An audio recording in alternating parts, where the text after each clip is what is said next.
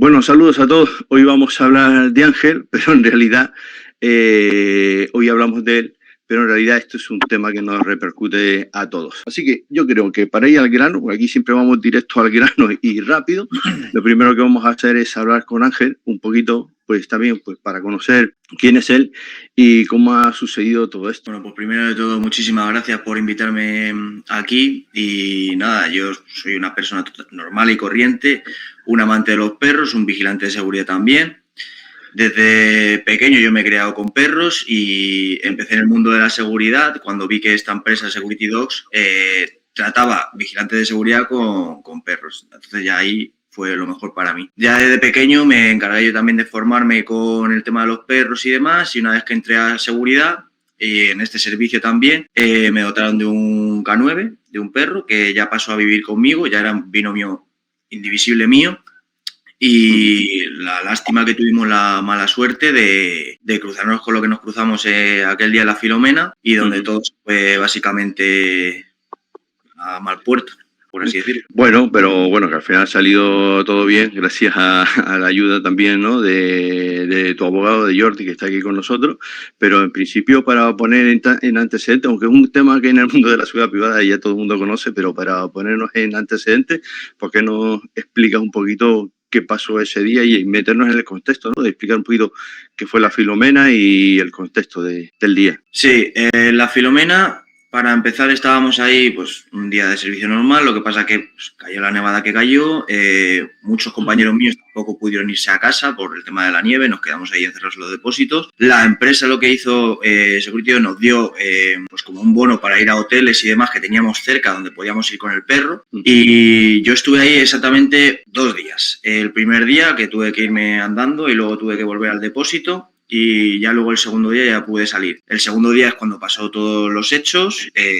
Ya me estaban avisando desde el puesto de control y la empresa de seguridad. Nos iban diciendo que había presencia de grafiteros, que iban con actitud amenazadora, que increpaban a los vigilantes, que como se moviesen les iban a matar. Nada bonito. O sea, no son pobrecitos, son gente que tienen 30, 40 años, no son niños, ¿vale? Y además que venían pues a machete, el que se les revolucionase un poco o el que le pudiese pintar la cara lo iban a hacer. Y ya veníamos predispuestos, ya no sabíamos y cómo iban. Entonces lo que pasó ese día de la Filomena, yo estaba tranquilamente en el depósito, me avisaron por el puesto de control que teníamos presencia de grafiteros en el túnel. Yo automáticamente me aproximé con Ninja. Pedí autorización para intentar cruzar vías, para intentar interceptarlos antes de que entrasen al depósito, pero no me lo denegaron. Entonces yo me tuve que quedar más atrás porque al final es una infraestructura crítica. Ahí hay vías, hay lamas, hay de todo y aparte con la nieve no se veía absolutamente nada. Entonces yo mantuve la posición y ya cuando veo que entra el hilillo de gente, ya me había avisado un compañero de la lucha que habían ido a pintar ahí también, que habían amenazado a los vigilantes. Hay una cosa que me ha dicho la gente después de haber salido ya en otros sitios, que es no haber hecho nada. Quédate quieto y no hagas absolutamente nada. Yo como lo pienso, llego a haber hecho eso y puede haber pasado cualquier cosa. Primero, puede haber pasado que me hubiesen pintado la cara a mí, hubiesen pintado al perro, me hubiesen dado con las lamas, me ven débil, van a por mí, ¿vale? Y eso es lo que yo no quería en absoluto. Luego, al final, estoy haciendo caso omiso a mis funciones de seguridad, que eso tampoco tiene que ser. Y luego es que nosotros estamos para esto. O sea, nosotros trabajamos en la empresa de seguridad, sobre todo el disolver las masas y el tema de la intervención con el K9, de ir a disolver. Y nunca, y bueno, el perro para empezar nunca tiene miedo. O sea, yo por ejemplo, yo por dentro estaba con un miedo atroz, que al final son 12 personas, te vienen amenazando de muerte, ves que uno va con una viga de metal de 1,5 metros y ninguno decía nada bonito. O sea, imagínate la situación. Entonces ahí activamos el protocolo y es el de disuasión. Activas al K9 y directamente te diriges al conato y lo que tienes que hacer en ese momento es disolver la masa. Y eso lo logramos hacer perfectamente. Y gracias a que estaba yo ahí con el perro, salí ileso. Eso sí, salí ileso, pero que eran 14 contra mí. Yo en todo momento tenía en mi cabeza lo que tenía que hacer. Me fijaba todo el rato en el perro y me fijaba todo el rato en mis espaldas, ¿vale? Y lo único que hice para mi parecer, fue defenderme y al final hacer un trabajo desde mi punto de vista, lo más correcto posible. Bueno, hace poco, si revisan el canal, hice un vídeo exactamente hablando sobre el tema y tratando el tema de los grafiteros. Y bueno, yo también trabajo en infraestructuras ferroviarias y sé, es que me lo está contando Ángel, lo estoy viviendo prácticamente, o sea, que estoy sintiendo en la carne pues lo que ha sentido él, de la presión, el miedo, el estrés, la prisa, el efecto túnel, ese que tanto se habla y todo eso, pues me suena muy bien, pero quería decir una cosa y aclararlo, de que existen dos versiones, existe una versión romántica del artista que casi vean los grafiteros como si fuese Miguel Ángel pintando ahí la Capilla Sixtina o cosas de esas, y una cosa muy romántica porque es un arte y es un artista, pero no estamos hablando de eso. Aquí lo que estamos hablando de eso es que son un grupo, son gente que organizada, son gente que van a hacer daño, son gente que llevan armas, como está contando él, son gente, como dice, que no son niños, son gente que son adultas, son gente que hacen apuestas, quedan en sitios determinados pues, para hacer las pintadas, los destrozos, poner su firma. Son gente que te insulta, que te amenaza, que te agreden, que no tienen miedo. Los últimos casos que hemos escuchado después del compañero, hemos visto casos donde con los propios sprays le han pintado la cara al propio vigilante de seguridad, como ahora mismo acaba de decir Ángel que le podía haber pasado a él. Hemos visto agresiones, ese enfrentamiento a 14 personas. Hemos visto en un caso a un vigilante de seguridad que como él, al final consigue reducir a uno de los agresores y cuando lo está poniendo los grilletes, los otros que habían ido en su vida han vuelto otra vez, cada uno con un palo, y le metieron una paliza al vigilante que casi lo matan. O sea, estamos hablando de ese tipo de grafiteros y este tipo de bandas y este tipo de circunstancias, y no estamos hablando de otra cosa, y esto quiero dejarlo bien centrado porque los que trabajamos el día a día, los que estamos enfrente de una vía o al otro lado de la vía y vemos estas cosas, sabemos perfectamente de lo que estamos hablando. Yo creo que ahora sería interesante pues meternos con el tema del abogado y que nos cuenten cómo ha sido este proceso, cómo se ha llevado a cabo poco a poco las partes, y luego también va a permitir pues que le hagas algunas preguntas, pues haciendo yo pues un poco como el representante aquí de los vigilantes de seguridad, porque yo sé que el miedo importante que tenemos aquí es el de las gafas de madera. Entonces, más o menos, todos sabemos lo que es la gafa de madera, porque una gafa que no puedes ver nada y mirar pues para el otro lado o intervenir como estás obligado por ley a tener que actuar. Así que, pues no sé, pues cuando quiera Jordi, pues nos comentas un poquito cómo ha sido todo este proceso. En primer lugar, Orlando, muchas gracias por esta ocasión. City Abogados, es un honor que esté en tus redes y con un cliente tan especial de despacho como es Security Dogs. Como tú bien decías, no estamos ante artistas urbanos, que se suelen decir, sino estamos ante vándalos. Si quieres mostrar tu arte, pues puedes mostrarlo siempre que te paguen y te autoricen para ello. No entrando en una infraestructura crítica, vandalizando vagones ajenos y amenazando, en este caso, a vigilantes que lo único que hacen es cumplir con su deber y proteger sus instalaciones. Un punto importante también, Orlando, como tú bien decías, y Ángel lo ha expresado muy bien, es que ante una situación de un solo vigilante frente a 14 grafiteros que ya les han puesto antecedentes de que han vandalizado trenes y han amenazado a compañeros suyos, pues es un acto de heroicidad que cualquier persona con un poco de sentido común, no digo que Ángel no tenga sentido común, pero que hubiese rechazado la intervención. Hay que matizar también el miedo, la situación de no capacidad de reacción y racionamiento que tuvo Ángel, el vigilante, porque con esa situación se encontró sin más, sin capacidad de reacción. En el acto del juicio yo le planteé al juez lo siguiente: usted tiene el expediente encima de la mesa desde hace años. Usted ha podido pensar cómo debió actuar el vigilante, pero ¿usted se ha puesto en la piel del vigilante? ¿Usted ha pensado qué haría en esa situación sin capacidad de reacción? Sinceramente, no me supo contestar. La opción de Ángel de abandonar el servicio y salir corriendo tampoco era viable, porque primero es un vigilante y tiene devoción por su trabajo. Y en segundo lugar, porque si el perro se queda ahí, el daño habría sido mayor. También decir que Ángel, desde un punto de vista técnico y táctico, estaba limitado, no solo por la inferioridad numérica, sino porque también en la mano izquierda tenía el perro, lo estaba controlando, en la mano derecha tenía la defensa. Solo podía defenderse, no podía atacar. No podía moverse, no podía irse corriendo. Con lo cual, Esto agrava la desproporcionalidad de esta gente frente al vigilante. En cuanto al planteamiento del juicio, en este caso hubo dos momentos críticos en la intervención de la intervención del grafitero hasta su completa reducción. La primera intervención fue, como habían dicho, todos los canales lo que hacen en Security Dogs es atacar al foco para disuadir al epicentro. Sabemos todos que 14 personas separadas son más débiles que juntas, con lo cual la intervención fue de manual, fue espléndida y disuadió al grupo. ¿Qué pasó? Que se quedó, pues, lamentablemente, el denunciante que denunció a Lito. El segundo momento de la intervención fue cuando los otros dos compañeros de Lito redujeron y engrietaron al grafitero. Por decirlo, fueron 4 minutos, casi 5 minutos de intervención para intentar reducirlo, con lo cual esto muestra que resistencia opuso claramente.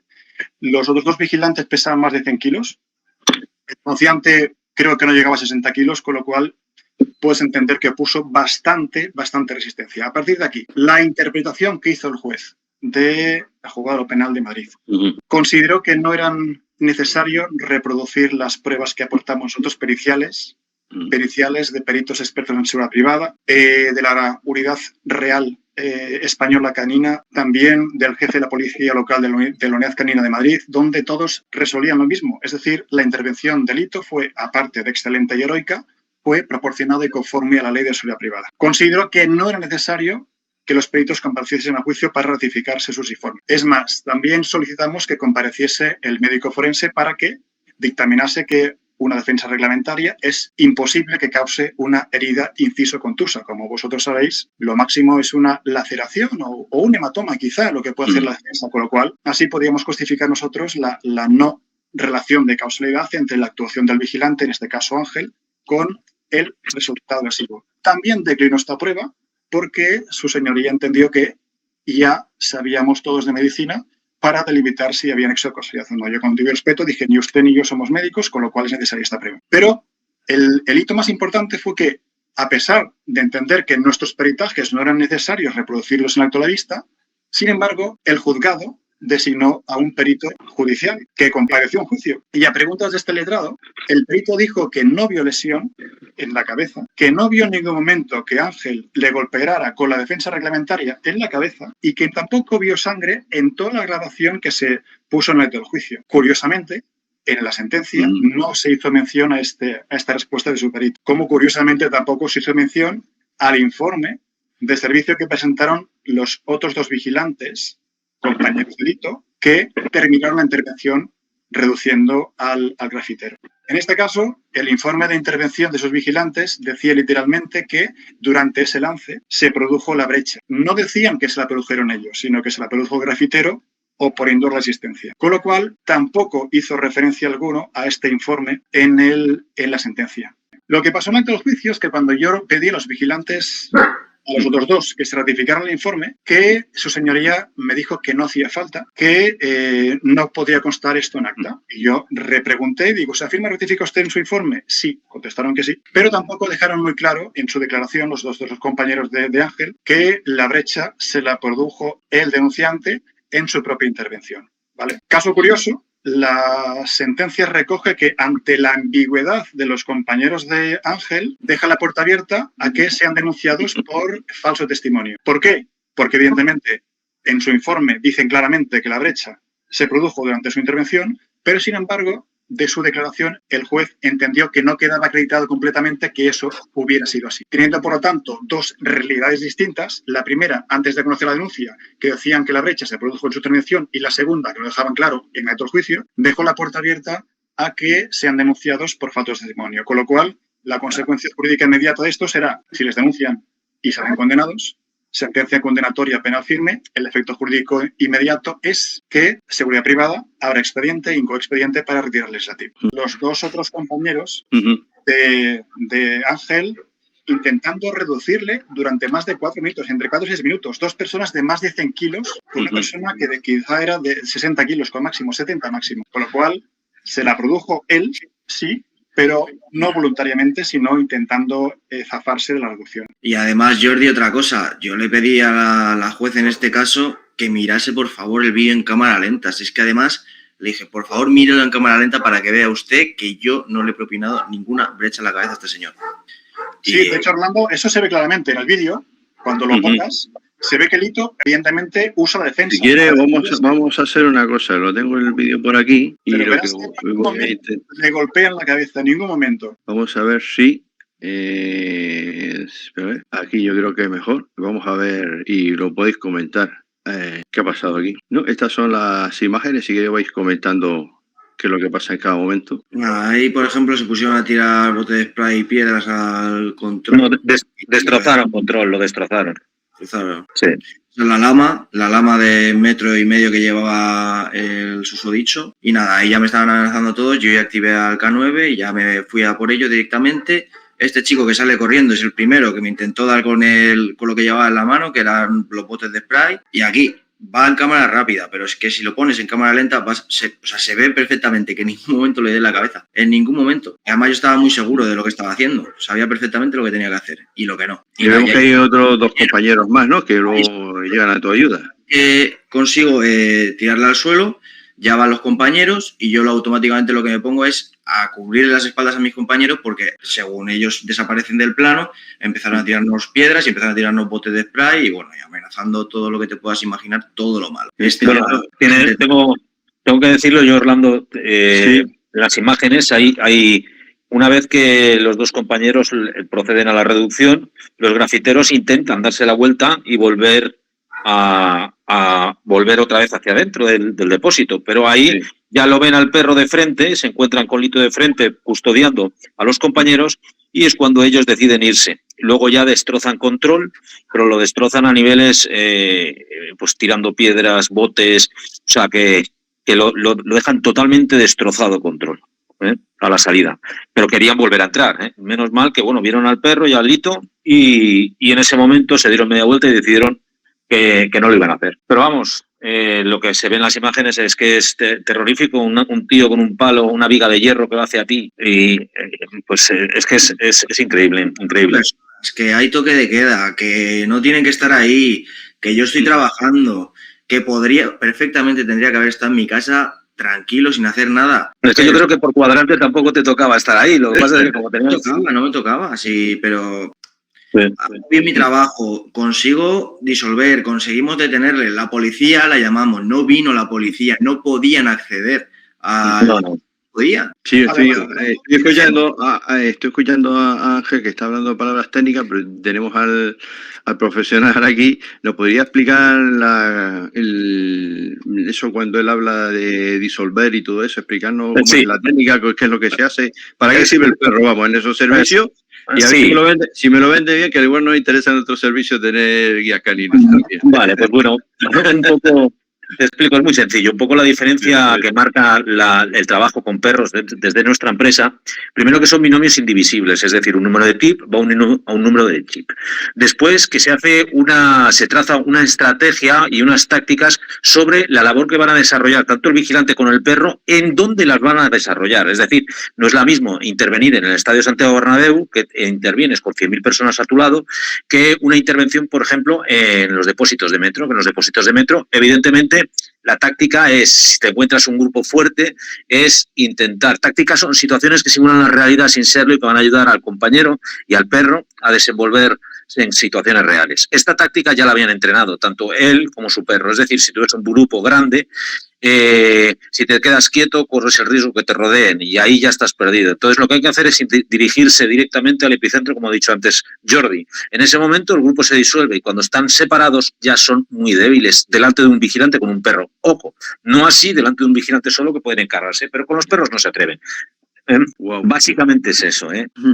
Y eso ahí tiene que tener un... Además, Ángel, explícale cuando entraste tú en Metro, como empresa nueva, ¿qué pasó con el índice de vandalismo? No, el índice de vandalismo, nosotros cuando entramos en el año 2018, entramos en un programa piloto, estuvimos trabajando en los recintos donde más índice de intrusión había y conseguimos bajarlo a 0. Es decir, en este programa piloto, con los perros, la imagen disuasoria y el vigilante con el perro hacía que bajase a 0.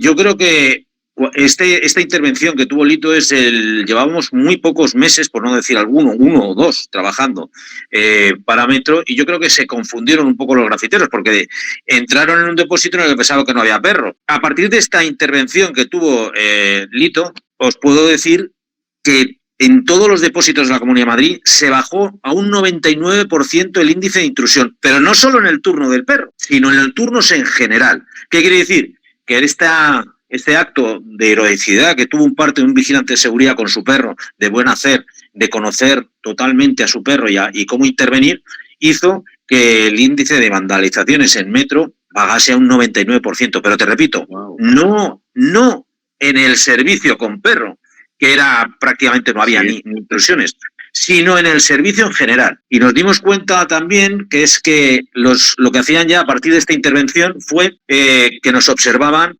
intentaban apreciar cuáles eran nuestros turnos y de esa manera poder intentar entrar cuando no había perro, porque a nosotros no nos querían ni ver. Una cosa que también me gustaría que explicara es que cualquier persona sirve para tener un perro, cualquier vigilante de seguridad, o necesita unas características especiales. Te comento.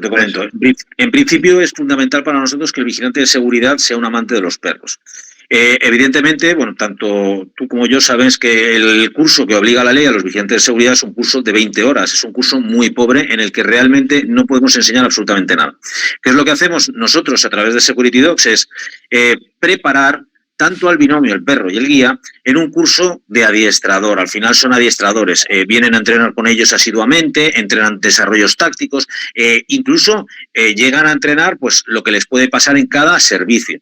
Vemos cuáles son las zonas de emplazón, cuáles son las zonas de intrusión, y en las zonas de intrusión, de qué manera mantiene la intrusión. Por ejemplo, lo que habéis dicho antes de los botes de spray, los extintores, es un típico, el que vienen los grafiteros, cogen los extintores y nos los tiran a los vigilantes. Pues todo eso lo tenían que conocer tanto los vigilantes como los perros antes de entrar en el servicio. Y así se lo enseñamos tanto a Lito como a Ninja y a todos los perros que había. Es decir, no íbamos a tratar de que nos amedrantasen tirándonos con los extintores ni que amedrantasen al perro. Todo eso lo sabían. Pero es importante que sepan que debe existir, para crear un vínculo fuerte, no puede ser un curso de 20 horas, debe existir muchísimo trabajo por medio. Bueno, ya has visto que Lito vive con Ninja, es su perro, pues eso es lo que proponemos desde Security Dogs. Es decir, si quieren ser vigilantes de seguridad y quieren trabajar, el perro tiene que vivir con él, prácticamente ir al servicio con él y volverse al servicio con él. Y además, cuando dices que les enseñáis, es que además tenéis academia de formación, Ángel. ¿Vosotros hacéis los cursos de guía canino nivel 1 y nivel 2? Sí, todo lo hacemos nosotros, todo lo preparamos nosotros y intentamos, pues eso, de que ellos sepan qué les puede pasar y cómo actuar. Y ya lo que te digo, no es la misma actuación la que tienen que tener un servicio en Metro Madrid que la que tienen que tener un estadio, que la que tienen que tener unas fiestas patronales, y todo se descompone, se divide y se trabaja y se entrena para que el profesional sea un profesional de verdad. Y además, pero bueno, luego Perdón. Sigue, Ángel. No, era pues eso lo que os digo.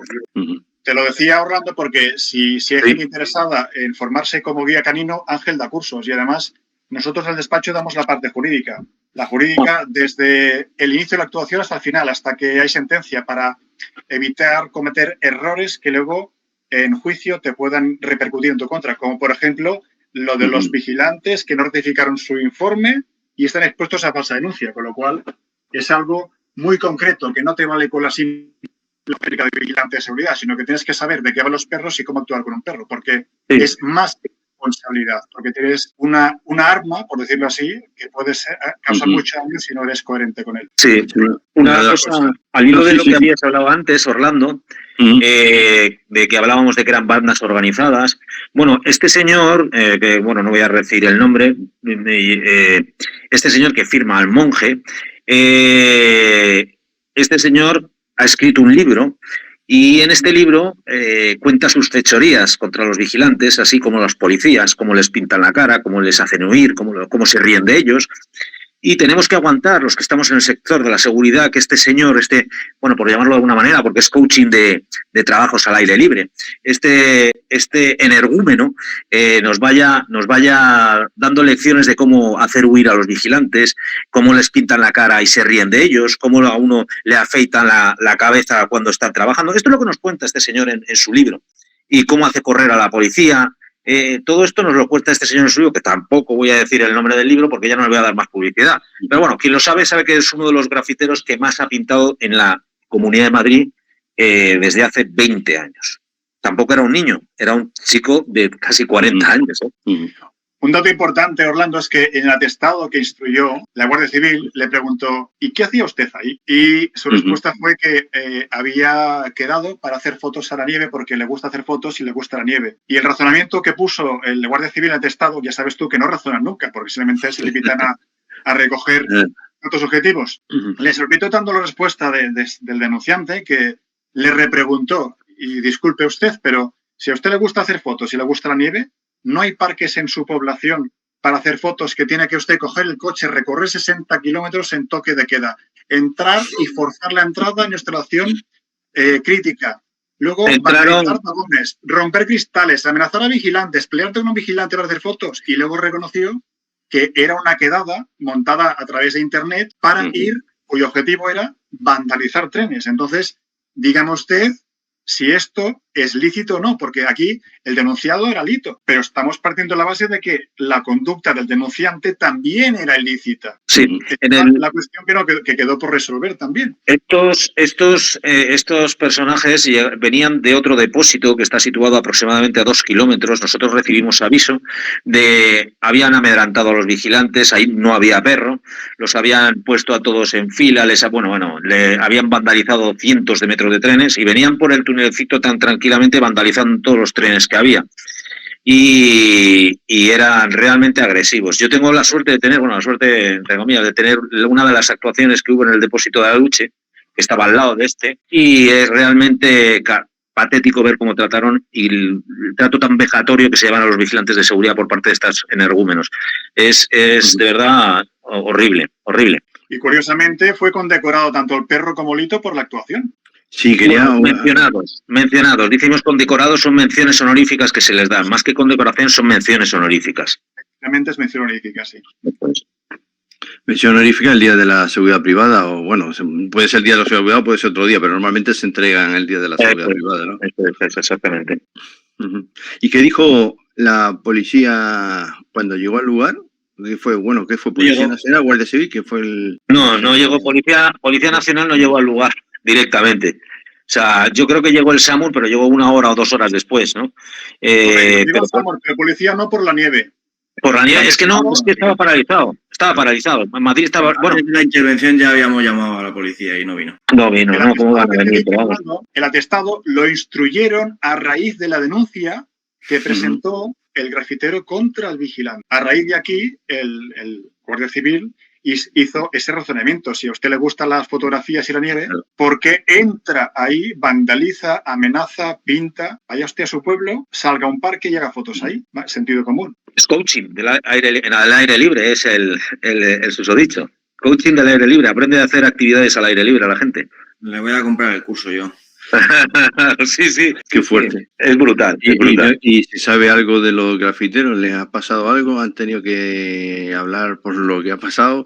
¿Le han condenado algo a alguno de ellos? No, en absoluto. ¿Qué ha pasado con la historia? Orlando, yo hablé con el Servicio Jurídico de Metro para ver si a través de sus abogados querían comparecer en el procedimiento penal, comparecer y reclamar los daños de los trenes pintados, los centros de control rotos, para meter más presión e imputarle algún delito al denunciante. Y no quiso comparecer Metro. Con lo cual estábamos expuestos solo a condena, porque no pudimos denunciar nosotros contra él, ni directamente a través de Lito, porque Lito, por suerte, no tuvo ninguna lesión, ni indirectamente a través de Metro en este caso, porque no quiso comparecer por sus motivos. Aún habiendo daños, no quisieron... Sí, hablé con la letrada y me comentó que por política de empresa, desde hacía cierto tiempo, no comparecían en procedimientos penales cuando vandalizaban a trenes. Qué interesante, ¿no? Sí, me comentó que hacía años sí lo hacían, pero que por motivos que no conseguían resolver muy bien los pleitos en cuanto a delito de daños, pues que les compensaba no comparecer directamente. Tú piensas que los daños causados en una sola línea de tren son muy cuantiosos, entonces desconozco las razones, pero decidieron no comparecer. Y luego otra cosa que también me parece interesante pues comentar es que al final, porque bueno, imagino ya es una sentencia firme, ¿no? Ya no cambia nada, lo que está, ¿no? Correcto. Recurrimos la sentencia del juzgado de lo penal en apelación ante la Audiencia Provincial de Madrid y lo que hizo la Audiencia Provincial de Madrid fue ratificar la sentencia de lo penal, con lo cual no era viable ir en casación y nos plantamos aquí. Lo que estamos pidiendo ahora es la convalidación, suspensión de la pena de prisión de Ángel, que son 10 meses, para que no entre en prisión, ni tampoco le imputen trabajos para la comunidad. Le pedían 5 años y se quedó en 10 meses, con lo cual es un gran logro. Y le pedían de responsabilidad civil por la supuesta brecha unos 8.000 euros y se quedó en 3.500. ¿Y ahora cuál es la situación de Ángel? ¿Puede trabajar o no puede trabajar? Por el momento, como todavía no han declarado la firmeza de la sentencia de audiencia provincial, todavía no es firme y no tenemos más noticias. Bueno, de todas formas, desde nuestra empresa, no es que si quiera trabajar o no quiera trabajar, es que este chaval es un héroe. Entonces yo le brindo todas las puertas de la empresa y toda la ayuda que se le pueda dar y todo, porque gente así es como la que queremos en nuestra empresa. Con que hubiese 20 ángeles en España, de verdad que todo sería diferente. Además, Orlando, un dato importante, muy curioso que nunca me ha pasado, llevo colegiado desde el 2004. La sentencia del juzgado de lo penal recoge que, ya sabe Lito que está riendo lo que voy a decir, recoge que como Lito actuó cumpliendo con su deber, que esto es un atenuante que se aplica, que es muy difícil que te lo apliquen, entiende que como su actuación, aunque hay una lesión que consta en un informe médico, pero dice que no procede retirarle la TIP, porque a pesar de todo, su actuación fue correcta y cumplió con su deber. Con lo cual, es el primer caso que me encuentro en una sentencia de un juez que dice que no procede retirar la TIP al vigilante cuando hay sentencia penal condenatoria firme, con lo cual es un criterio que tendremos que ver, porque eso contradice directamente la ley de uso privada. Sí, es que es alucinante, es que es alucinante. Entonces, es la primera vez que me encuentro con esto, porque la siguiente pregunta que me hago es, vale, y si esto que no quede grabado, pero y si se despierta el grafitero el artista urbano que dicen, y vale, denuncio a Lito ante seguridad privada para que le retiren la TIP. Entonces yo, como Lito, diría, oye, que aquí un juez ha dicho que no, y tú dices que sí. Porque el juez dice que a pesar de que hay lesión, cumplió con su deber. ¿Qué hacemos aquí, Orlando? Muy fuerte, muy fuerte. Yo lo que sigo sin entender es que cómo no se admitió, si tenía 2 peritos, vosotros presentabais 2 peritos que podían explicar exactamente o contradecir la versión que había que había dicho la fiscalía, ¿no? En este caso, ¿por qué no se admitió? Además que los peritajes estaban aportados y admitidos por el tribunal. Lo único que quería fue que en el acto del juicio se citasen los peritos para que poder preguntarles que reconocieran que es proporcional. Pero es que ni en la sentencia del juzgado de lo penal ni en la audiencia provincial mencionaron absolutamente nada de los informes periciales. Bueno, y lo que es alucinante es que, bueno, este informe pericial lo hizo un especialista en seguridad, que desde aquí, bueno, le mando un fuerte abrazo, es Rafael de Castro, y hizo unos peritajes que fueron muy costosos para la empresa, pero la empresa decidió hacerlo porque en principio en estos peritajes se descomponían fragmento a fragmento cada una de las grabaciones y se estudiaba y se decía qué es lo que pasaba en estas grabaciones. Pues lo dejaban, o sea, era totalmente fácil leer, fácil... Y lo echaron para atrás. No quisieron que este trabajo tan laborioso que había hecho este gran profesional de la seguridad sirviese para defender a un compañero. Que eso es lo que me dejó a mí cuadros. O sea, ¿por qué no nos deja que presentemos esta pericial? Luego también llamamos a un policía local de Madrid a través de uno de los guías caninos que lleva más de 25 o 30 años de experiencia en la unidad canina de Madrid. Tampoco le dejaron asistir. sea, realmente ella decía que sabía de seguridad. Bueno, pues si sabe usted de seguridad, ¿por qué condena a un vigilante a no retirarle la TIP cuando le va a condenar 10 meses? Que es ilógico, ¿sabes? Se supone que sabe de seguridad, pues es contradictorio totalmente. O sea, por un lado le digo que el trabajo lo hace bien y por otro lado le condena 10 meses. Lo que no sabe la jueza, que sabe mucho de seguridad, es que le está quitando el tip, porque va a prevalecer, o sea, él si le tiene antecedentes, hay que quitarle el tip, aquí y en cualquier lado, ¿no? Es el dilema que tiene todo el vigilante, Orlando, cuando un vigilante se encuentra entre la tesitura de ¿actúo o no actúo? Si actúo, estoy expuesto a una sentencia penal condenatoria y me retiren la tip y me retiren el pan que llevo cada día a casa. Si no actúo, el cliente se queja en mi empresa y mi empresa o me cambia de servicio o me echa a la empresa por no cumplirme mi deber. Entonces yo fue lo que le pregunté tanto a su señoría como al fiscal. Les dije, discúlpenme ustedes, en caso de que entiendan que hay que condenar a esta actuación ejemplar jurídicamente, díganme ustedes cómo tendría que actuar para que no salga condenado penalmente si actúa y para que no le echen el trabajo si no actúa. Porque entonces, Claro. ¿cómo debo actuar? ¿Qué debe hacer un vigilante? Claro, porque ahora la pregunta, la pregunta que viene a continuación es, y lo digo, no hace falta que conteste ahora, la lanzo al aire pues para que todos los que estén escuchando esto la puedan contestar. ¿Y ahora qué? Ahora, no sé, Ángel, si te vuelvo a pasar otra vez la misma situación, ¿qué haces ahora? Yo haría exactamente lo mismo, pero porque yo pienso que es lo que tenemos que hacer, básicamente. Es nuestro trabajo. Es increíble, ¿eh? Es increíble. A mí es que me encanta. De verdad, ¿eh? Es verdad, es verdad. O sea, que tendríamos que ser. A ver, o sea, que es que me parece que un chaval tan joven tenga esta determinación y esta convicción sobre y el amor que tiene hacia su profesión, me parece digno de ponerle un pedestal, de verdad, ¿eh? Tú sabes, Ángel, que el 90% de los vigilantes de ciudad hubiesen hecho nada. Tal cual, tal cual. Seguramente. Tal cual. Imagínate que los ves en las grabaciones, dejarles pasar con el perro y darte la media vuelta e irte por allí. ¿Qué hubiese pasado como empresa, como defensor de los valores, ¿no? Yo, de verdad, cada vez veo las imágenes se me pone la piel de gallina, porque sé de perros estaban, por suerte, por desgracia, en muchísimas intervenciones y puedo catalogar esta intervención como una de las mejores que he visto en mi vida y en el mundo. O sea, es capaz de hacerse con 14 personas agresivas, con palos, con picos, con piedras, esquivar botes de pintura.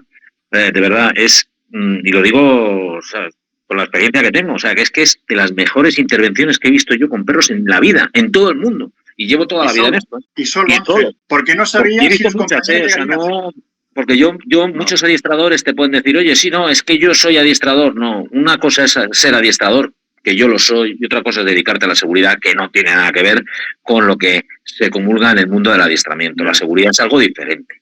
Y el trabajo con el perro de seguridad es algo diferente. Esto no es de ir lanzando bocados a la gente y que sean perros agresivos, absolutamente falso. Tienen que ser perros súper sociales, que solamente funcionen cuando el vigilante de seguridad lo quiera o lo requiera. En este caso, Ninja es un perro hipersocial, un perro que solamente va a ponerse a jugar si su guía lo dice. Bueno, muy social no es, pero vamos, que es igual, no se mete con nadie. Oye, Ángel, tú, poniéndome en tus carnes en ese momento y haber vivido pues, situaciones análogas o parecidas, en realidad, ¿tú qué sentías en ese momento? O sea, porque está claro que eres valiente, eso está claro, no cabe duda. Pero tú en tu interior no sentías, te temblaban las piernas, te ponías nervioso, estabas angustiado. ¿Qué se siente en esos momentos? ¿O no se siente nada porque vas en el túnel y no...? Era como un efecto túnel, o sea, era adrenalina, como si te montas en una montaña rusa, la más peligrosa del mundo, pues lo mismo. Y luego, por ejemplo, al terminar la intervención, yo casi me da algo. O sea, tenía los pulmones, estaba que no podía ni respirar. Claro, la intervención vas como...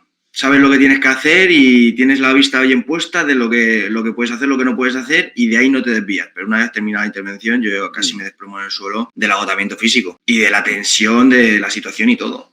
Y que duró 23 segundos, 23-24 segundos. Yo ya no podía ni respirar. Alucinante, ¿eh? Sí, bueno, que lo cuentes para que la gente se ponga las carnes y vea también qué es lo que siente uno cuando está en esa situación y lo difícil que es pues para ese tipo de respuestas, ¿no? Eso no sé si ustedes siguen mucho, pero yo sí suelo seguir a la asociación esta de una policía para el siglo XXI, ¿no? Y suelen comentar de que si fue en Nueva York o bueno, es todos los americanos que hacen muchas cosas y que suelen en algunos momentos suelen coger a jueces y los llevan a los entrenamientos policiales y hacen un simulacro pues, para que siempre ellos mismos vivan lo que pasa en esa situación. Buenísimo, buenísimo. Me hubiese encantado que lo hubiesen hecho a la juez en este caso, la hubiesen metido en esa situación para que viesen sus propias carnes lo que pasaba. Me hubiese encantado. Son gente también que es muy distinto. Aquí, Orlando, el error de la justicia española en cuanto a seguridad privada es básicamente, hay dos. El menos importante es que desconoce la ley de seguridad privada, porque es algo muy concreto. Y a fin de cuentas tiene que saber que un vigilante no es un policía, evidentemente, pero también tiene obligación de cumplir con su deber. Pero el error más importante es que a la hora de juzgar no se sitúan en la misma posición, momento y situación del vigilante, porque tiene el expediente encima de la mesa, se lo leen, ven, declara uno, declara otro, ven las pruebas, ven los vídeos, se lo piensan, al día siguiente vuelven a verlo y razonan cómo debería haber actuado. Pero es que el error que cometen es situarse en la posición del vigilante y sin tener tiempo de pensar cómo debo y cómo no actuar, si eres capaz tú de actuar conforme a derecho y conforme a ley de forma proporcional con esa presión, cosa que hizo Lito. Yo no sé si, yo seguramente no, pero es este el error que cometen los jueces. Sí. Bueno, bueno, no sé si ustedes lo saben, pero bueno, yo he estado trabajando como escolta privado y hace ya unos cuantos años y tuve una buena experiencia estuve 2 años de escolta con un magistrado juez. Y vamos, llegué a conocerlo de tal manera que lo conocía mejor que la mujer porque estaba toda la vida, o sea, esos 2 años prácticamente era su sombra y estaba con él y con esto estoy contando esto porque quiero decir que al final pues son personas igual que todos los demás que también ven la tele, que pues están influenciados por la publicidad, por la propaganda, por los canales de televisión, ¿no? También tienen sus ideas políticas y tal, y lo que sea. Quiero decir que es una persona que al final está ahí y que también está influenciada por todo. Y recuerdo que un día llevaba un caso de un vigilante de seguridad que no me contó exactamente qué era el caso, pero que cuando íbamos de su casa pues al juzgado o de vuelta y demás y tal, pues me preguntaba a mí, oye, mira, y cosas de los vigilantes y tal, pues para él entender pues un poco el mundo de los vigilantes de seguridad, o sea, que no son extraterrestres que vienen de otro mundo y que lo saben todo y que son infinitos en fallar, al final son personas que están ahí, que son influenciables como todo el mundo.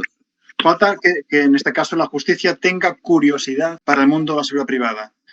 Porque ya sabes tú que además eso ya, los salarios son ridículos y encima exponerte a esto es más ridículo todavía. Bueno, y que voy a hacer una pregunta que no quiero que se la tome nadie mal, ¿vale?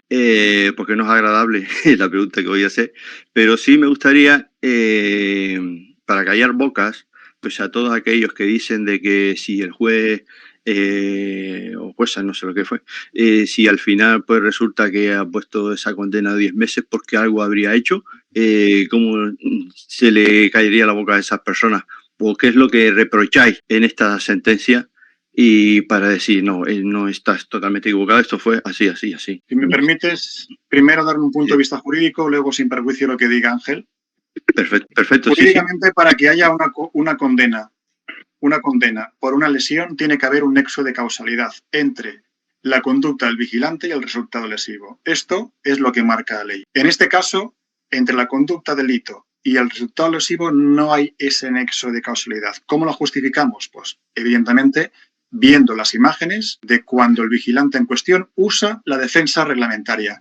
En ningún momento golpea la cabeza del denunciante. En segundo lugar, porque una defensa reglamentaria nunca en la vida jamás puede causar una herida inciso contusa como la que tenía el denunciante. En todo caso, un hematoma o una laceración. Y en tercer lugar, ¿por qué? Porque el informe de los 2 vigilantes que redujeron y engrietaron al denunciante dijeron que durante ese lance, a consecuencia de la resistencia que opuso, se causó él mismo esa brecha. Esa brecha inciso contusa, que si tenemos que interpretar cómo se la produjo, pues estábamos en la zona de cocheras, donde había piedras hierros, vías, placas, y es evidente que una reducción de entre 4 y 6 minutos con 2 vigilantes de más de 100 kilos, evidentemente algo tienes que hacer. Con lo cual, así se refuta cualquier hipótesis o mala interpretación de que algo mal tuvo que hacer el vigilante. No. Este vigilante es un ejemplo para la profesión, su actuación dignifica la profesión y no solo la suya, sino la del perro. Porque no es un vigilante. Si el vigilante puede salir corriendo. Si tienes un perro, tienes una responsabilidad. Y en este caso, tanto el vigilante como el perro salvó la vida a sus otros 2 compañeros, y evidentemente la suya. Wow. No sé si alguien quiere decir algo más. Yo creo que para mí una actuación de libro, una actuación totalmente sabiendo que tiene entrenamiento, sabiendo que tiene formación, no solamente él, sino el perro, que yo creo que en un momento dado que tiraba para adelante, el que le decía, venga, que yo te quito esto de encima rápido, es el perro, y él dejaba seguir un poco lo que el animal le dice, porque a veces los perros, si tienen un poco de entrenamiento en estas situaciones de estrés, nosotros nos volvemos un poco volátiles, pero los animales entrenados al final nos llevan y nos dicen, vente por aquí, que por aquí te vamos a llevar, que no te va a pasar nada. Y vuelvo a lo mismo, es para mí una intervención de libro, una de las mejores que he visto, por no decir la mejor que he visto en toda mi vida, una persona con un perro disolver a 14 personas, y eso que he visto unas cuantas, pero una de las mejores que he visto. No sé, Ángel, si quieres decir algo. Yo lo veo, mi actuación totalmente lícita. Al final el perro es el que nos saca las castañas del fuego en este caso. Era él el que tiraba de mí hacia el susodicho. Yo por dentro tenía miedo. También era pues un efecto túnel, sabía lo que tenía que hacer perfectamente, tenía un ojo puesto en mi espalda, por así decirlo, y otro ojo puesto en el perro. No iba a permitir que pasase nada ni al perro, ni a mí, ni a mis compañeros. Es fácil verlo desde fuera, no, es que no tenías que haber hecho nada y demás. Vale, ponte en el caso de que no hago nada, me pintan a mí, pintan al perro, me dan con el palo a mí, le dan con el palo al perro, o a tus compañeros. Pasa cualquier cosa, o a mis compañeros, y ahí qué pasa. Sí, las consecuencias hubiesen sido terribles. Ahí qué pasa. Yo creo que mi actuación estuvo perfecta, conseguimos disolver toda la masa, fuimos al epicentro, hicimos lo necesario para lograr reducir a esta persona y ya está. Si es que no hay nada más. Me parece una injusticia que tenga que salir yo condenado por esto, pero así es la justicia y es una pena. Oye, ¿y tú no tienes intención de venir? Sí. Habrá gente que te preguntará entonces que por qué hay condena por lesión. Evidentemente, si solo hay un denunciante y hay una lesión acreditada, hay que imputarla al denunciado. Quiero decir, si solo hay un denunciado y una lesión acreditada, hay que imputar esa lesión al denunciado. Y yo incluso hablé con el abogado del denunciante y le dije, si la intervención ha sido llevada a cabo con 3 vigilantes de 2 empresas distintas, lo lógico, coherente y responsable es que denuncies a las 2 empresas, a los 3 vigilantes y a las 2 compañías de seguros. ¿Por qué? Porque imagínate tú que el juez resuelve que la lesión se la produjo con la intervención de sus compañeros de delito de otra empresa. Entonces, no podrá ser condenado porque no se has denunciado. Y aún así, no lo hizo. Con lo cual, un único denunciado, una única lesión que no se puede saber quién la ha hecho exactamente, pues entiendo que en cierta manera el juez se ha visto obligado a condenar muy mínimamente, evidentemente, por la lesión. ¿Por qué? Porque a pesar de que los otros compañeros reconocieron que se produjo lesión durante su intervención, no han sido denunciados. Y lo peor es que me lo como yo cuando no le he hecho yo en ningún momento eso. Por eso le dije que lo miras en cámara lenta. Si es que no hay más. No sé, hay una pericial que lo descompone en cámara lenta desde el principio hasta el final y te dice que tu intervención dura 23 segundos, que la de la reducción son 4 minutos y pico, y que la reducción mismo, incluso en la pericial, en la reducción te saca justo el fotograma cuando está cayendo al suelo, todo. O sea, te lo dice todo. Sí. No, que le estaba preguntando a Ángel que si no tiene intenciones de venirse aquí al País Vasco a vivir. Pues necesitamos personas como él. Qué bueno. Ya sabes, si queréis perros, os forman los perros, eso sí. Os mete un perro cada uno y verás cómo se arregla todo rápido. Ya ves. Con los perros vamos. A partir de ahora quiero que vamos a tomarnos en serio esto del guía canino, porque me parece... Te da mucha confianza. Al tener un perro te da mucha confianza. Sí. Nosotros teníamos los vigilantes franceses de la CNCF francesa, tiene que supervisar la cámara la bodycam, la cámara personal, y bueno, ya llevan un año todos los vigilantes usándola y han sacado unos resultados, unas estadísticas de cómo le ha ido. Y ponían, según las estadísticas, en esa revista francesa de seguridad, y ponía que se había reducido las agresiones a los vigilantes de seguridad un 50%. Y no solo se había reducido la agresión al vigilante de seguridad que llevaba la cámara, sino que a los compañeros que iban con él, pues que también había bajado pues el número de... Fíjate qué interesante, ¿no? Qué interesante, qué bien. Es que aquí es lo que digo siempre Sí. yo, en un juicio es irrefutable la prueba, porque hay imagen y sonido, porque siempre el error en contra de los vigilantes es que empiezan a grabar con los móviles cuando el vigilante reduce. Brutalidad policial, yo qué sé, ¿cómo se llama esto? Racista o tal. Pero realmente lo que no graban es el acto previo. ¿Por qué el vigilante llega a esa consecuencia? ¿Por qué el vigilante se ha obligado a actuar con esa fuerza? Y ya no eso, Jordi, mira el vídeo de la intervención, ahí no vas a escuchar ni una voz. Y es que me hubiese encantado que hubiese escuchado todas las cosas bonitas que me decían. Claro, porque te amenazaron a ti, amenazaron al perro. Que claro. Pero de muerte y todo lo que te puedas imaginar. O sea, es que... No, sí, y luego dejaron control, lo dejaron destrozado, o sea, destrozado. Las puertas rotas. Dentro y todo, el túnel. Bueno, o sea, una locura lo que dejaron ahí. Pero bueno, mira, lo bueno es que a vosotros no os pasó nada, ni a ninguno de los que había cerca vuestro. Justo esta noche, y yo estoy de vacaciones, pero me llega la información, pero justo esta noche en nuestro servicio tuvimos también una estación nueva que está en construcción, que todavía no se ha inaugurado, que tiene su perímetro totalmente vallado con candados y totalmente cerrado, y no fueron grafiteros esta noche, pero sí fueron un grupo de vándalos ahí, dándole patadas intentando entrar, y un solo vigilante también dentro de la instalación. Y digo yo, coño, me recordó mucho, digo, pues justamente hoy tengo que hacer la grabación esta del compañero Ángel, pero que es una cosa cotidiana y que cada vez, pues, esto no frena, sino que cada vez está pasando más. Va más. Jordi, ¿qué le decimos al vigilante de seguridad que no estás viendo? ¿Qué le decimos? ¿Que se ponga la gafa de madera o qué es lo que tiene que hacer? Qué fuerte la pregunta, ¿no?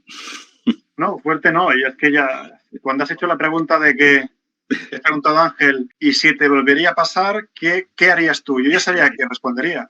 De hecho, claramente, pues actuaría de igual forma, porque por encima de todo está el cumplimiento de su deber y su trabajo. Es un trabajador ejemplar. De hecho, es lo que te he comentado. Dignifica el sector. Más gente así hace falta. Pues nada, pues yo no sé, ahora si queréis decir algo que no hayamos comentado y que veas que es interesante comentar lo que sea, pues este es el momento de decirlo. Yo aprovecharía para que Ángel metiera publi de Security Dogs para los cursos de formación que hace de guía canino, por supuesto. Y además yo de la parte jurídica, evidentemente. Sí.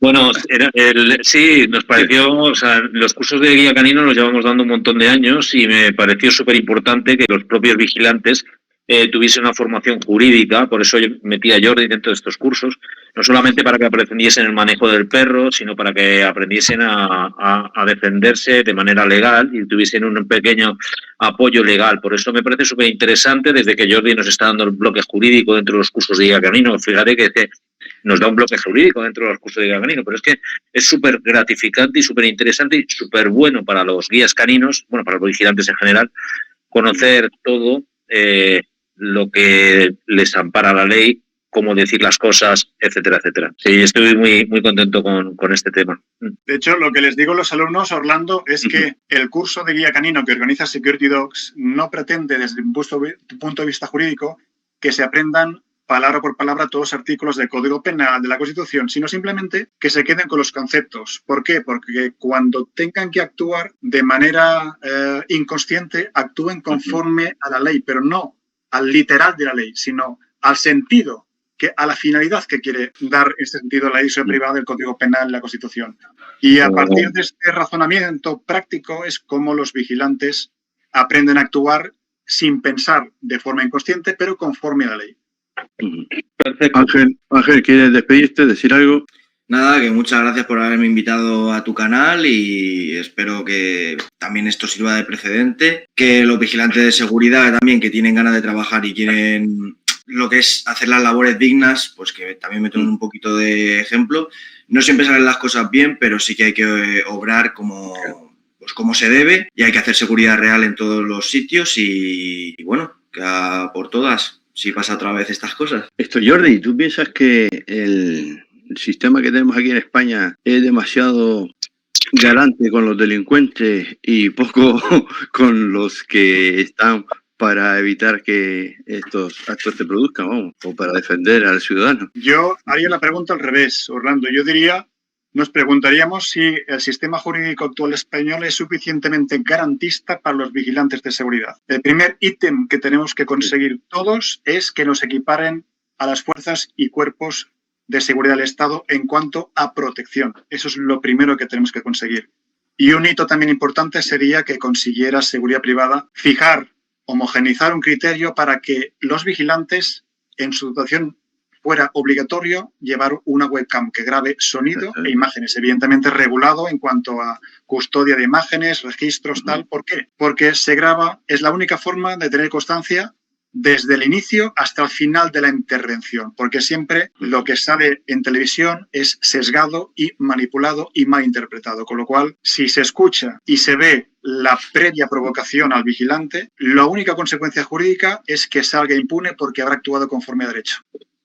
Y más en la época que vivimos de la inteligencia artificial, ya que todo el mundo lleva gafas que pueden fotografiar, grabar sonido, voz, y ya olvídate del móvil, ya las propias, todo este tipo de modelos de gafas que están saliendo y demás, es impresionante y bueno, totalmente pues actual. Bueno, pues hasta aquí hemos llegado. Yo creo que ha quedado bastante claro qué es lo que ha pasado. Yo lo único que puedo decir es que estoy muy orgulloso de no tenerlos aquí. Primero, dar las gracias por estar aquí, por haber querido venir. Y yo esto lo voy a llevar hasta la máxima potencia. O sea, voy a hacer el vídeo y quiero que esto se comparta y que la gente vea exactamente cómo se trabaja, cómo se debe trabajar y cómo se hace pues bien las cosas. Pero sobre todo, pues daros las gracias de haber perdido hoy el tiempo de estar aquí conmigo, o haberlo dedicado por lo menos a mí, que estamos en una época que son difíciles y demás, y tenemos que dejar nuestras cosas personales pues para estar aquí.